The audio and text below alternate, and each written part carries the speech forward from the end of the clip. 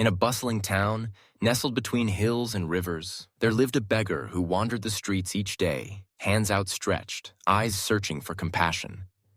His days were marked by hunger, his nights by longing. The world seemed to pass him by, indifferent to his struggles.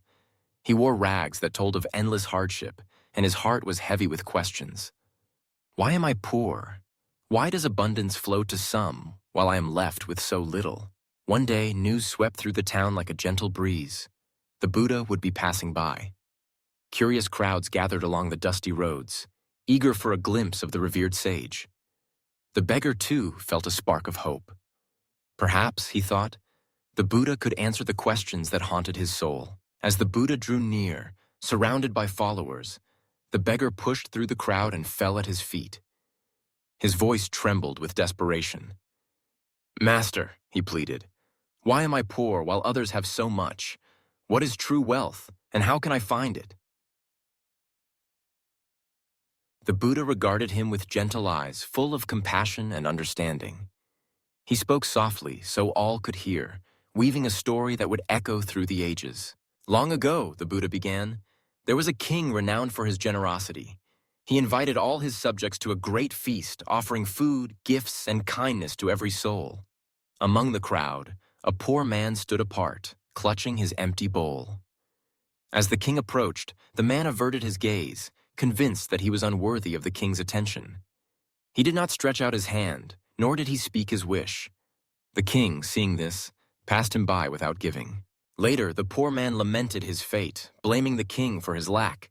But the truth was simpler. He had not dared to receive.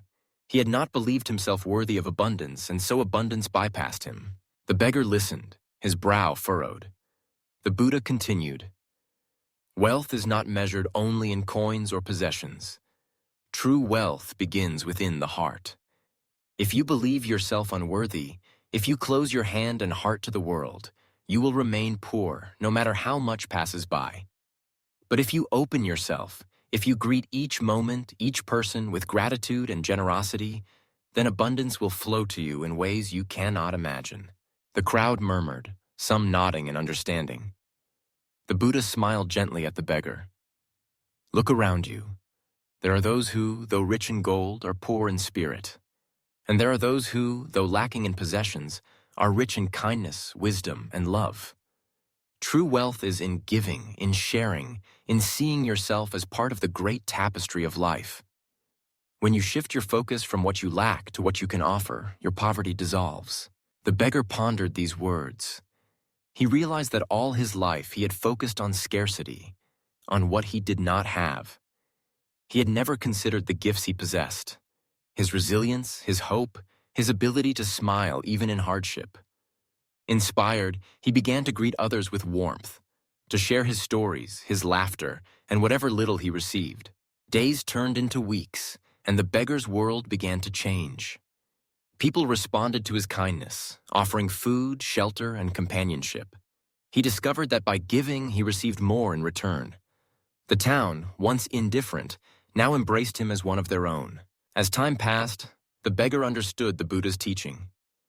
True wealth is not found in what you hold, but in what you give.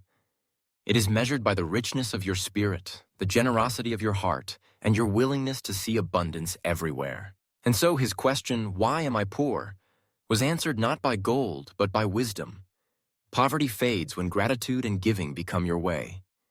True wealth is a story you write, not with possessions, but with the love you share and the life you live.